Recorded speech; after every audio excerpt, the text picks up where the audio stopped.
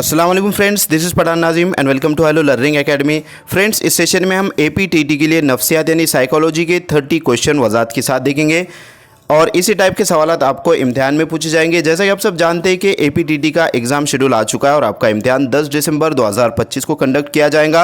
इसी को मद्देनज़र रखते हुए हेलो लर्निंग एकेडमी पर बैच अवेलेबल है जिसमें आपको मुकम्मल सिलेबस कवर करवाया जाएगा और आपको डेली वीडियो लेक्चर्स मिलेंगे, पीडीएफ नोट्स ऑल सब्जेक्ट्स के आपको प्रोवाइड की जाएंगी। 5000 प्लस एमसीक्यूज़ एंड पीवाईक्यूज़ आपको प्रैक्टिस के लिए दिए जाएंगे। तो फ्रेंड्स, एक पेपर के लिए फ़ीस 699 है और अगर आप दोनों पेपर ज्वाइन करते हो तो 999 इसकी फ़ीस है। अगर आप इंटरेस्टेड हो तो नीचे दिए गए नंबर पर कॉन्टेक्ट कीजिए और जल्द से जल्द कोर्स को ज्वाइन कीजिए। तो वक्त को ज़ाया ना करते हुए चलते हैं हम क्वेश्चन की तरफ। क्वेश्चन है, इंग्लैंड में ऑक्सफोर्ड के करीब परसे के मकाम पर स्कूल खोलकर तकरीर, मकालमे, ड्रामा वगैरह के तरीके का इस्तेमाल करके खेल के ज़रिए सिखाने की इब्तिदा झेल में से किसने की? Number 1 Caldwell Cook, number 2 Helen Parkhurst, number 3 Montessori और नंबर 4 M.R. फिच। तो फ्रेंड्स, इंग्लैंड में ऑक्सफोर्ड के करीब पुरसे के मकाम पर स्कूल खोलकर ये तमाम तर चीज़ें जो है तो इस्तेमाल करके खेल के ज़रिए सिखाने की इब्तिदा लिहाजा कॉल्डवेल कॉक ने की। Option number first right answer रहेगा। नेक्स्ट क्वेश्चन है, तलबा में इक्तिसाब अच्छी तरह से होने के लिए मौलिम को अपने मजमून पर अबूर हासिल करना ज़रूरी है। ऐसी राय झेल में किसने अपने तदरीसी नमूने में पेश किया है? Number 1 Hilda Taba, number 2 Turner फतू, नंबर 3 विलियम ग्लेस्टर और नंबर 4 जॉर्ज मशगिल। तो फ्रेंड्स, इस क्वेश्चन का सही जवाब रहेगा ऑप्शन नंबर 2 टर्नर फितू। इसने जो है तो तलबा के इक्तिसाब अच्छी तरीके से होने के लिए मौलिम को अपने मजमून पर अबूर हासिल करना ज़रूरी है।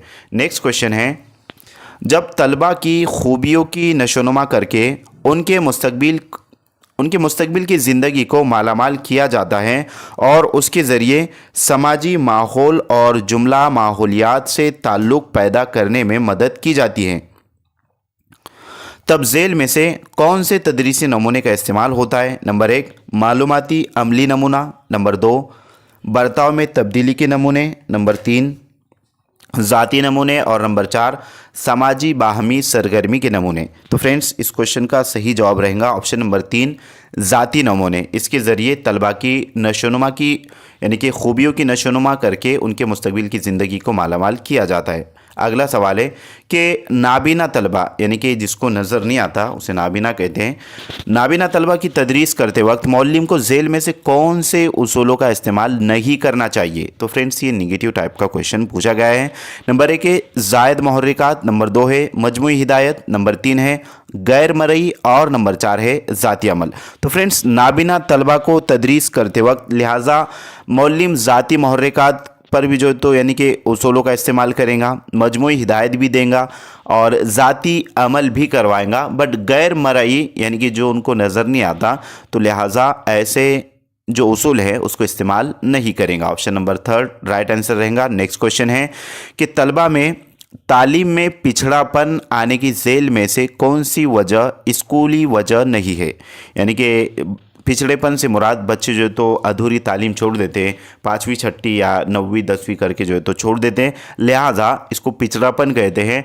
और इसकी कौन सी जो है तो स्कूली वजह नहीं है, ऐसा पूछा गया है। नंबर 1 है स्कूल का इंतज़ामिया का नाकिस होना, नंबर 2 है तालीमी वसाइल का फुकदान यानी कि तालीमी वसाइल की टीचिंग एड्स की कमी, नंबर 3 है सरपरस्तों का गैर तालीम याफ्ता होना और नंबर 4 सुपरवाइज़र और दीगर अज्जा की हमदर्दी का ना होना। तो फ्रेंड्स, इस क्वेश्चन का राइट आंसर रहेगा ऑप्शन नंबर 3 सरपरस्तों का गैर तालीम याफ्ता होना। ये स्कूली यानी कि बच्चों की तालीम के तलबा में तालीम में पिछड़ेपन की जो है तो ये वजह है। अगर से वालिदैन सरपरस्त तालीम याफ्ता नहीं रहेंगे तो वो उसी तरीके से जो है तो बच्चों को जिस तरीके से वो काम करते आ रहे तो बच्चों को स्कूल से निकाल करके कोई भी काम में जो है तो लगा देते। ऐसा हम जो है तो अक्सर बारहा जो है तो देखते हैं। लिहाजा तालीम याफ्ता होना बहुत ही अहमियत का हामिल होता है। तो फ्रेंड्स इस क्वेश्चन का राइट आंसर रहेगा ऑप्शन नंबर 3। अगला सवाल है कि ज़ाती मुशाहिदे के तरीके के बारे में झेल में दिए गए बयानात में से कौन सा बयान नामुनासिब है। तो फ्रेंड्स ये भी निगेटिव टाइप का क्वेश्चन लिहाजा पूछा गया है। नंबर 1 है ख़ुद की कमियों का इजाला कर सकता है। नंबर 2 इस तरीक़े के खालिक वेंट और विलियम हैं। नंबर 3 अख्ज़ करदा नताइज को दोबारा जांचा जा सकता है। और नंबर 4 ये तरीक़ा शख्सी ना होते हुए मारूजी है। तो फ्रेंड्स ज़ाती मुशाहिदे का जो तरीका है लिहाजा ये तरीका शख्सी तरीका नहीं है बल्कि मारूजी तरीका है। ऑप्शन नंबर 4 सही जवाब रहेगा। नेक्स्ट क्वेश्चन की तरफ चलते हैं। अगला सवाल है कि शख्सियत पर असरअंदाज होने वाले समाजी नफ्सियात के अज्जा का मुनासिब ग्रोह कौन सा है। समाजी नफ्सियात से रिलेटेड क्वेश्चन पूछा गया है। नंबर 1 है विरासत, जिस्मानी कमज़ोर, जिस्मानी कमियाँ। नंबर 2 है विरासत, ख़ानदान, समाजी कमज़ोरी जिस्मानी कमज़ोरी। नंबर 3 है ख़ानदान, पड़ोसी और तहज़ीब। और नंबर 4 है पड़ोसी, तहज़ीब और विरासत। तो फ्रेंड्स इस क्वेश्चन का करेक्ट आंसर रहेगा ऑप्शन नंबर 3 ख़ानदान, पड़ोसी और तहज़ीब। लिहाजा ये शख्सियत पर असरअंदाज होने वाले समाजी नफ्सियात के अज्जा का मुनासिब ग्रोह है। नेक्स्ट क्वेश्चन की तरफ बढ़ते अगला सवाल है कि झेल के कौन से बयान में से फ्लैंड उसके बैनुल अमल के तज्जिया का फ़ायदा नहीं है। तो फ्रेंड्स क्वेश्चन इस तरीके से है कि झेल के कौन से बयान में से फ्लैंडर्स के बैनुल अमल के तज्जिए का फ़ायदा नहीं है। यानी कि 3 फ़वाइद जो है तो इससे रिलेटेड रहेंगे और एक नहीं रहेगा और वही आपका जवाब रहेगा। लिहाजा ये भी निगेटिव टाइप का क्वेश्चन पूछा गया है।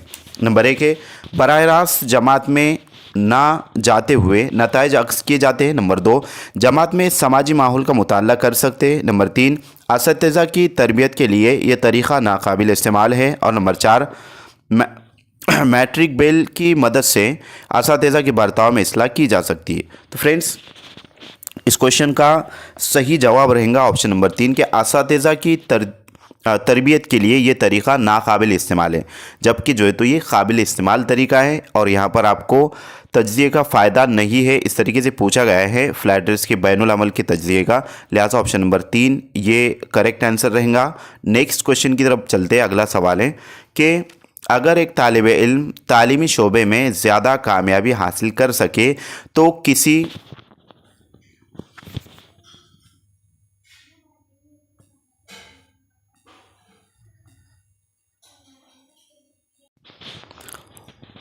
किसी एक खेल में गैर मामूली कामयाबी हासिल करके तालीमी शोबे में हुई नाकामी का इजाला करता है। लिहाजा इसे क्या कहेंगे। नंबर 1 है हिमायत, नंबर 2 है इजाला, नंबर 3 है पेशकश और नंबर 4 है अलहदगी। तो फ्रेंड्स इसे इजाला कहेंगे कि एक तालिब इल्म है तालीमी शोबे में ज़्यादा कामयाबी हासिल कर सके तो किसी एक खेल में गैर मामूली कामयाबी हासिल करके तालीमी शोबे में हुई नाकामी का इजाला करता है। लिहाजा इसे इजाला कहते हैं। ऑप्शन नंबर 2 सही जवाब रहेगा। नेक्स्ट क्वेश्चन की तरफ चलते। अगला सवाल है किसी मज़मून के तजुर्बात का, हालात का और अमल का मजमूई तौर पर ख़याल किए बग़ैर इदराक होकर बामायनी मालूमात पैदा नहीं होती और उसके बारे में ही बसीरत नहीं आती। ये मुंतकली के कौन से नज़रियात के मुताबिक होता है। नंबर 1 उमूमियत का यकसा अज्जा का नज़रिया। नंबर 2 उमूमियत का नज़रिया। नंबर 3 मसालियत का नज़रिया। और नंबर 4 गेस्टॉल्ट का नज़रिया मुंतकली। तो फ्रेंड्स इस क्वेश्चन का करेक्ट आंसर रहेगा ऑप्शन नंबर 4 गेस्टॉल्ट का नज़रिया मुंतकली। अगला सवाल है आखिरी बचपन से मुताल्लिक दर्ज झेल में से कौन सा बयान दुरुस्त है। नंबर 1 उन बच्चों की समाजी इस्तेदाद और आला पैमाने की होती हैं। नंबर 2 उनके अखलाकी बर्ताव की पसंदीदगी का इन्हिसार हल्का बनाने में नहीं होता। नंबर 3 गुरोह के मफाद के लिए वालिदैन को धोखा दे सकते हैं। और नंबर 4 अपने हम उम्रों की तरफ राग़िब नहीं होते। तो फ्रेंड्स कौन सा बयान दुरुस्त है, इस तरीके से क्वेश्चन पूछा गया है।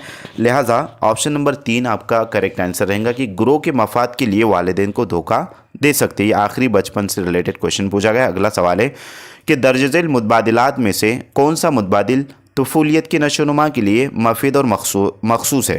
नंबर 1, बच्चे की हरकत व सकनात में इजाफा पैर से सर तक होता है। नंबर 2, याददाश्त की सलाहियत तेज़ होती है। नंबर 3, 4 से 6 माह के बच्चों को खौफ महसूस होता है। और नंबर 4, वक्त का तस्वुर वाज़े होता है। तो फ्रेंड्स ऑप्शन नंबर फर्स्ट है कि बच्चों की हरकत व सकनात में इजाफा पैर से सर की तरफ सर तक होता है। तो सर से पैर की जानिब होता है, ना कि पैर से सर की जानिब। तो फ्रेंड्स तुफूलियत की नशोनुमा के लिए जो है तो मफीद और मखसूस जो मुतबादिल रहेगा, लिहाजा ऑप्शन नंबर 2 आपका सही जवाब रहेगा कि याददाश्त की सलाहियत तेज़ होती है। यानी कि तुफूलियत की नशोनुमा में याददाश्त की जो सलाहियत है वो तेज़ होती है। ऑप्शन नंबर 2 राइट आंसर रहेगा। नेक्स्ट क्वेश्चन है, जीन प्याजे ज़हनी नशोनुमा और उसके अज्जा की जोड़ी का दुरुस्त मुतबादिल कौन सा है। यानी कि प्याजे की थ्योरी से रिलेटेड क्वेश्चन पूछा गया है। तो उसकी मुनासिब जोड़ी जो कि 4 यानी कि उसने स्टेजेस बतलाए थे, जैसे कि सेंसरी मोटर स्किल है, उसके बाद जो है तो pre operational stage, concrete operational stage, और लास्ट में जो है तो एडल्ट सेंस वगैरह के ताल्लुक से उसने बताया है। लिहाजा ऑप्शन नंबर फर्स्ट है कि बातचीत करने से कबल का मरहला, फ़ाली होने से पहले नुमाइंदगी का ज़माना, नंबर 3 मकरून अमल करने का मरहला, और नंबर 4 ज़हनी नशोनुमा का मरहला। यानी कि कॉग्निटिव डेवलपमेंट, इनकी ये डेवलपमेंट है, सेंसरी मोटर है, उसके बाद जो है तो प्री ऑपरेशनल, कॉन्क्रीट ऑपरेशनल और फॉर्मल ऑपरेशनल। तो इस तरीके से 4 स्टेजेस उसने बतलाए। उसके अकॉर्डिंग कौन सी जोड़ी दुरुस्त रहेंगी। तो फ्रेंड्स यहाँ पर जो रहेगा, लिहाजा अलिफ नज़रियाती मसाइल को हल करता है। नंबर 2 बे कुछ हद तक तस्वुर पैदा होता है। जीम है बच्चा मुहर्रिकात की दर्जाबंदी करना सीखता है। और दाल है कुदरती वाक़यात से नताइज अक्स कर सकता है। तो फ्रेंड्स यहाँ पर लिहाजा बातचीत करने से कबल का जो मरहला रहेगा वो रहेगा कुदरती वाक़यात से नताइज अक्स करना। ये जो है तो बातचीत करने से कबल का मरहला होता है। उसके बाद है सेकेंड है कि फ़ाली होने से पहले नुमाइंदगी का ज़माना जो होता है, लिहाजा वो कुछ हद तक तस्वुर पैदा होता है इसके अंदर। उसके बाद जो है तो मकरून अमल करने का मरहला जो है, इसमें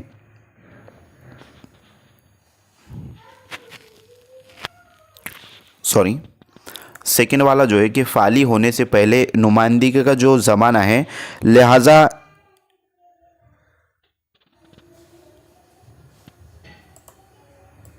फ्रेंड्स ये इसका यही रहेगा कि कुछ हद तक तस्वुर पैदा होता है। उसके बाद मकरून अमल करने का जो मरहला रहेगा, तो इसमें भी बच्चा यानी कि कुदरती वाक़यात से नताइज अक्स कर सकता है। और ज़हनी नशोनुमा का मरहला, लिहाजा ज़हनी नशोनुमा का जो मरहला होता है वो नज़रियाती मसाइल को हल करता है। इसके अंदर जो बच्चा होता है वो नज़रियाती मसाइल को हल करता है। अब ये जो आपको स्ट्रक्चर नज़र आ रहा है, लिहाजा इसके अकॉर्डिंग आपका कौन सा आंसर करेक्ट रहेगा, आपको कमेंट बॉक्स में इसका जवाब देना है। ये जो आपको निशानात नज़र आ रहे हैं, इसके अकॉर्डिंग कौन सा आंसर आपका करेक्ट है, ताकि हमें भी जो है तो समझने में आसानी हो कि आपकी तवज्जो है या नहीं। नेक्स्ट क्वेश्चन की तरफ चलते हैं। अगला सवाल है कि इंसानी नशोनुमा में विरासत का मुताल्ला निहायत अहमियत का हामिल है। इस बयान की हिमायत दर्ज झेल में से कौन सा मुतबादिल करता है। नंबर 1 बच्चे की शख्सियत की नशोनुमा उसके वालिदैन और मौलिम कर सकते हैं। नंबर 2 विरासत से हासिल होने वाली खूबियों का शख्सियत की नशोनुमा में कोई हिस्सा नहीं होता। नंबर 3 फितरी बर्ताव शख्सियत की नशोनुमा का एक अहम अवामिल है। और नंबर 4 शख्सियत की नशोनुमा में जहानत विरासत पर मुनासिर नहीं होती। तो फ्रेंड्स इस क्वेश्चन का सही जवाब रहेगा ऑप्शन नंबर 3 कि फितरी बर्ताव शख्सियत की नशोनुमा का एक अहम अवामिल है। नेक्स्ट क्वेश्चन की तरफ चलते हैं। अगला सवाल है कि अल्फ्रेड बिने के मुताबिक मसाइल हल करते वक्त दिमाग झेल में से कौन से नज़रिए से मदद नहीं लेता। निगेटिव टाइप का क्वेश्चन पूछा गया है। नंबर 1 है मसाइल हल करते वक्त फ़ाल रहते हुए मुताबिकत पैदा करना।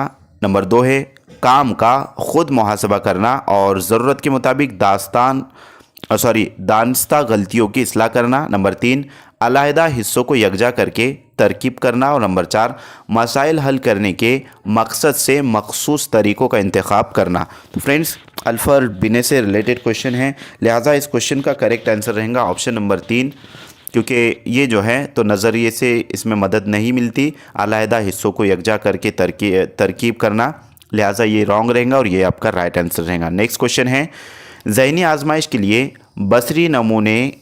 बसरी नमूने की शफाफियत जांचने का तरीका दर्ज झेल में से किस माहिर नफ्सियात का है।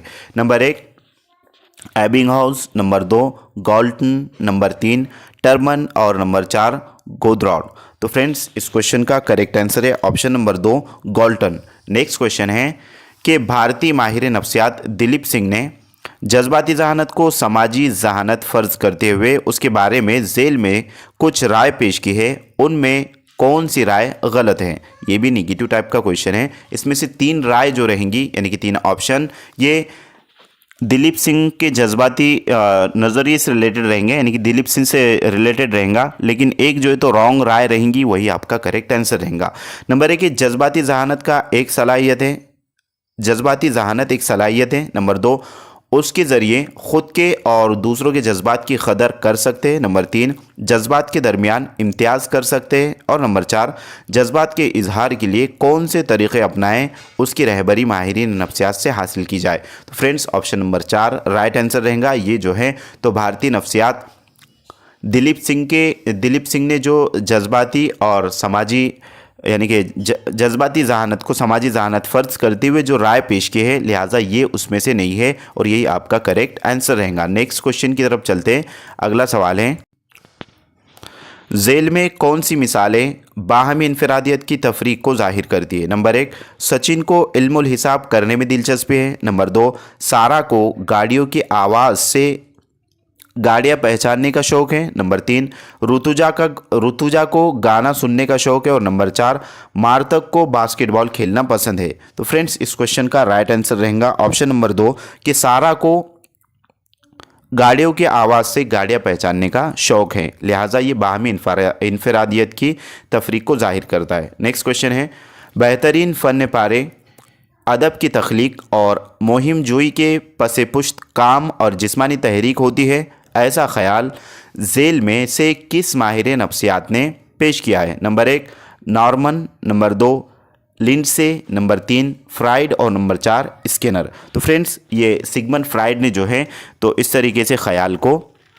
पेश किया है, ऑप्शन नंबर 3 सही जवाब रहेगा। नेक्स्ट क्वेश्चन है तवज्जा की नोयत से मुतालिक झेल में से कौन सा बयान नामुनासिब है। तवज्जा से रिलेटेड क्वेश्चन पूछा गया है और निगेटिव टाइप का क्वेश्चन पूछा गया है। तो फ्रेंड्स आपको क्वेश्चन के पैटर्न पर बखूबी जो है तो तवज्जा मरकूज़ करना है कि सवाल कौन सा आएगा। जब आप एग्ज़ाम हॉल में जाओगे तो सवाल को आपको दोबारा रीड करना है कि इसमें पूछा क्या जा रहा है। और सवाल में जो है तो एक वर्ड होता है जिसको जो तो टैग लफ्ज़ आप कहिए, एक लफ्ज़ होता है जिसके मायने हमें पता नहीं होते और उसी में जवाब छुपा हुआ होता है, तो उतनी स्टडी हमारी होनी चाहिए। नंबर 1 है जज्बात और बेदारी, फ़िक्र और तख़य्युल, इन बातों का शुमार तवज्जा में नहीं होता। नंबर 2 तवज्जा क़ल्बी ताकत नहीं है बल्कि नफ्सियाती अमल है। नंबर 3 तवज्जा के बग़ैर दीगर कोई भी नफ्सियाती अमल मुमकिन नहीं है। और नंबर 4 तवज्जा का अमल अमली और जज्बाती होता है। तो फ्रेंड्स तवज्जा से रिलेटेड जो क्वेश्चन पूछा गया है, लिहाजा इस क्वेश्चन का करेक्ट आंसर है ऑप्शन नंबर 1 ये जो है तो नामुनासिब है कि जज्बात और बेदारी, फ़िक्र और तख़य्युल, इन बातों का शुमार तवज्जा में नहीं होता, जबकि तवज्जा में इसका शुमार होता है। और बकिया जो 3 ऑप्शन है ये जो है तो तवज्जा से रिलेटेड है। नेक्स्ट क्वेश्चन है एहसास और इदराक के बारे में दिए गए बयानात में से कौन सा बयान मुनासिब नहीं है। नंबर 1 एहसास तजुर्बे की मरई शक्ल नहीं है जबकि इदराक एक बामायनी तजुर्बा है। नंबर 2 जब एहसास को मफ़हूम हासिल होता है तो उसे इदराक कहते हैं। नंबर 3 हम आसानी के साथ कह सकते हैं कि जहाँ महसूसात वहाँ से इदराक शुरू होता है। और नंबर 4 एहसास और इदराक इल्म हासिल करने के मराहिल है।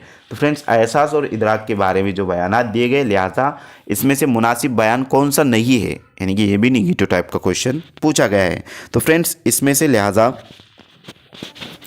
एहसास और इदराक में से इसमें जो मुनासिब बयान नहीं रहेगा वो रहेगा ऑप्शन नंबर 3 के हम आसानी के साथ कह सकते हैं कि जहाँ महसूसात वहाँ से इदराक शुरू होता है। तो फ्रेंड्स ये मुनासिब नहीं है और ये आपका राइट आंसर है। नेक्स्ट क्वेश्चन है, जब हम किसी चीज़ का सिलसिलावार मुताला करते हैं और उसको ज़बानी याद करना सीखते हैं, इस याददाश्त को कौन सी याददाश्त कहते हैं? नंबर 1 अमली हाफिज़ा, नंबर 2 नफ्सियाती हाफिज़ा, नंबर 3 ज़हनी हाफिज़ा और नंबर 4 मशीनी हाफिज़ा। तो फ्रेंड्स इस याददाश्त को लिहाजा नफ्सियाती हाफिज़ा कहते हैं। ऑप्शन नंबर 2 सही जवाब रहेगा। नेक्स्ट क्वेश्चन है, दिए गए तसव्वुर की तख्लीक के मराहिल का मुनासिब सिलसिला कौन सा है? अलिफ है, एक ही किस्म की अशिया की मालूमात में से हर किस्म की खूबियों का तज्ज़िया करके कुछ मखसूस खूबियाँ अलहदा करना। बे है, अलहदा की गई खूबियों की तकसीम करना। जीम, अशिया का क़तई इल्म होना। दाल, अल्फाज की शक्ल में तसव्वुर को ज़ाहिर करना। और दाल है लास्ट में है कि तसव्वुर को मुजर्रद शक्ल देना। तो फ्रेंड्स इस क्वेश्चन का करेक्ट आंसर है यहाँ पर जो है तो वाव है लास्ट में। तो इसके अकॉर्डिंग यानी कि तख्लीक के मराहिल का मुनासिब सिलसिला, तसव्वुर की जो तख्लीक है कि किस तरीके से जो तो कंसेप्ट बनता है, कंसेप्ट यानी कि बनता है, मेक होता है, तो उससे रिलेटेड क्वेश्चन पूछा गया है। तो फ्रेंड्स यहाँ पर लिहाजा इस क्वेश्चन में जो सीक्वेंस है ऑप्शंस की, जैसे कि आपके यहाँ पर दाल नज़र आ रहा है, यहाँ पर भी जो तो दाल नज़र आ रहा है, तो इसकी जो तरतीब होती है फ्रेंड्स अलिफ बे जीम दाल और है होती है, और यहाँ पर से आ गया है। यानी कि ये जो क्वेश्चन है ये मतलब क्वेश्चन सही है बट उसके ऑप्शन जो है तो यहाँ पर रॉन्ग दिए गए थे, और उसी तरीके से आपको यहाँ पर बतलाने के लिए कि ऐसे जो है तो मिस्टेक्स पेपर में होते हैं, बट आने वाले पेपर में ऐसा मिस्टेक नहीं होगा। तो खैर इसके अकॉर्डिंग आपका जो आंसर बतलाया गया है आंसर की के मुताबिक ऑप्शन नंबर 2 है। तो जीम इसमें से करेक्ट रहेगा। उसके बाद अलिफ भी राइट रहेगा, और उसके बाद है बे भी जो है तो राइट है, और से और जीम ये जो तो दोबारा यानी कि डबल आया है, लिहाजा ये जो तरतीब रहेंगी इसमें वाव और दाल हो सकता है, और सॉरी है और दाल, और यहाँ पर वाव जो है तो आया हुआ है, तो इस तरीके से मिस्टेक्स होते हैं। लिहाजा नेक्स्ट क्वेश्चन की तरफ हम बढ़ते हैं। अगला सवाल है कि झेल में से हाफिज़े के अक्स के मराहिल से मुतालिक कौन सा बयान दुरुस्त है? हाफिज़ से रिलेटेड क्वेश्चन पूछा गया है। नंबर 1 है इब्तिदाई हाफिज़ा बाद के हाफिज़े के अक्स के मुकाबले कमज़ोर होता है। नंबर 2 हाफिज़ा अक्स इब्तिदाई हाफिज़ा अक्स से ज़्यादा तेज़ होता है। नंबर 3 ख्वाब में देखे हुए अक्स बाद हाफिज़ अक्स होते हैं।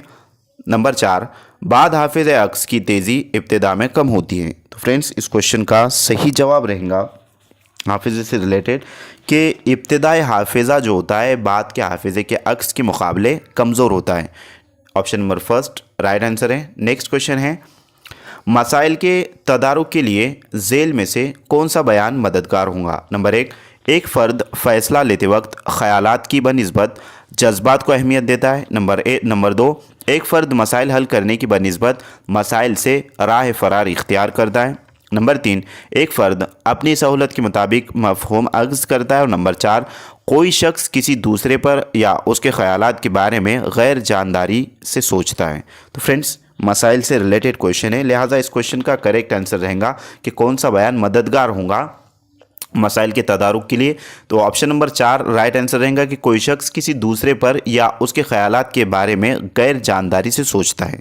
नेक्स्ट क्वेश्चन की तरफ चलते हैं। अगला सवाल है कि आमोजिश से मुतालिक कौन सा बयान नामुनासिब है? ये भी निगेटिव टाइप का क्वेश्चन है। नंबर 1 है आमोजिश ये एक बर्ताव का अमल है और वो बामकसद होता है। नंबर 2 सरगर्मी का इयादा गैर ज़रूरी है। नंबर 3 आमोजिश के लिए तरगीब के तौर पर इनामात की अहमियत होती है। नंबर 4 मकासद के हुसूल के नज़रिए से जद्दोजहद करना लाजमी है। तो फ्रेंड्स इस क्वेश्चन का सही जवाब रहेगा ऑप्शन नंबर 2 कि सरगर्मी का इयादा गैर ज़रूरी है, जबकि सरगर्मी का जो इयादा होता है वो ज़रूरी होता है। ये आमोजिश से रिलेटेड नामुनासिब बयान है। ऑप्शन नंबर 2 आपका सही जवाब रहेगा। नेक्स्ट क्वेश्चन की तरफ चलते हैं। अगला सवाल है, मुसलसल और हमाजहत पैमाइश कदर के झेल के हुदूद में से कौन सी हद नामुनासिब है? ये भी निगेटिव टाइप का क्वेश्चन है। नंबर 1 है अमल तखातुब यानी कि फॉलोअप की कमी। नंबर 2 वालिदैन में दिलचस्पी की कमी। नंबर 3 समाज का सिर्फ म्यार की तरक्की पर जोर। और नंबर 4 तालीमी वसाइल का फुकदान। तो फ्रेंड्स इस क्वेश्चन का सही जवाब रहेगा ऑप्शन नंबर 3 कि समाज का सिर्फ म्यार की तरक्की पर जोर। ये जो है तो मुसलसल और हमाजहत पैमाइश कदर के यानी कि हुदूद में नामुनासिब रहेगा। नेक्स्ट क्वेश्चन है, शरह रब्त और उसका मफहूम ज़ाहिर करने वाली मुनासिब सिलसिलावार जोड़ी कौन सी है? शरह रब्त यहाँ पर बतलाया गया है 0.20 प्लस से जो है तो या कमी या कम, और मफहूम है कम रब्त, ज़्यादा रब्त, काबिल नज़रअंदाज रब्त और औसत रब्त। तो फ्रेंड्स इसके अकॉर्डिंग लिहाजा ऑप्शन नंबर आपका डायरेक्टली जो तो हम ऑप्शन ले लेंगे। ऑप्शन नंबर 3 राइट आंसर रहेगा। अब आपको यहाँ पर क्या करना है, ये जो तीसरा ऑप्शन आपको नज़र आ रहा है इसके अकॉर्डिंग आपको सीक्वेंस लगाना है। जैसे कि पहले का जीम है तो यहाँ पर जो है तो ये पहला है, उसका जीम है कि काबिल नज़रअंदाज रब्त, ये जो है तो 0.20 या उससे कम होता है। उसके बाद है दूसरे का अलिफ, कम रब्त जो होता है वो 0.20 से 0.40 प्लस होता है। उसके बाद है नंबर 3 का दाल, औसत रब्त जो होता है वो 0.40 से 0.70 होता है। और नंबर 4 है बे, ज़्यादा रब्त जो होता है वो 0.70 से 1 प्लस जो है तो होता है, यानी कि 1 माइनस 0 इस तरीके से प्लस होता है। नेक्स्ट क्वेश्चन की तरफ बढ़ते हैं। अगला सवाल है, स्कैनर के मशरूत तक़वियती नज़रिए पर मबनी तरीक़े में किसी मज़मून के जिस हिस्से को पढ़ना होता है, किसी मज़मून के जिस हिस्से को पढ़ना होता है उसका तज्ज़िया करके इल्म के छोटे छोटे मनाजिल में तकसीम करके तदरीस की जाती है। झेल में से कौन सा तरीक़ा तदरीस कहलाता है? यानी कि स्कैनर से रिलेटेड क्वेश्चन है कि उसका जो मशरूत तक़वियती नज़रिया पर मबनी तरीका है, लिहाजा जो मज़मून पढ़ाना है उसको तज्ज़िया करके, यानी कि उसका तज्ज़िया करके इल्म के छोटे छोटे मनाजिल में तकसीम करते हैं। लिहाजा ये जो तरीक़ा तदरीस है उसको क्या कहेंगे? नंबर 1 है मरबूत तरीका। नंबर 2 है जायज़े का तरीका यानी कि रिव्यू। नंबर 3 है प्रोग्राम ट्रेनिंग तदरीजी तरीक़ाकार। और नंबर 4 है तस्वीरी ज़बान का तरीका। तो फ्रेंड्स इस क्वेश्चन का सही जवाब रहेगा ऑप्शन नंबर 3 प्रोग्राम ट्रेनिंग तदरीजी तरीक़ाकार। नेक्स्ट क्वेश्चन है, झेल के कौन से तरीक़े तदरीस में जमाती कमरे नहीं होते बल्कि मज़ामीन के कमरे होते हैं, जिसमें ज़रूरी दरसी किताबें, मज़ीद मुताल्ले की किताबें, हवाला जाती कुतुब, रिसाले मज़मून से मुताल्लिक़ नक्शे और तस्वीर होते हैं। उनके साथ साथ माहिर मज़मून मौजूद रहते हैं और तदरीसी काम जारी रहता है। तो इसे कौन सा जो है तो तरीक़ा कहेंगे? नंबर 1 है डॉल्टन का तरीका। नंबर 2 है प्रोजेक्ट का तरीका। नंबर 3 है गिरी का मंसूबा। और नंबर 4 है बुनियादी तालीम का तरीका। तो फ्रेंड्स इसे डॉल्टन का तरीका कहते हैं। ऑप्शन नंबर 1 राइट आंसर रहेगा। तो मैं उम्मीद करता हूँ कि आपको तमाम तर क्वेश्चन अच्छे से समझ में आ गए होंगे। लिहाजा मिलते हैं हम नेक्स्ट टाइम नेक्स्ट वीडियो में, नेक्स्ट लेक्चर में। आज के लिए इतना काफ़ी है। Thank you for watching and listening my video. Thank you very much Indeed for your cooperation and have a nice day.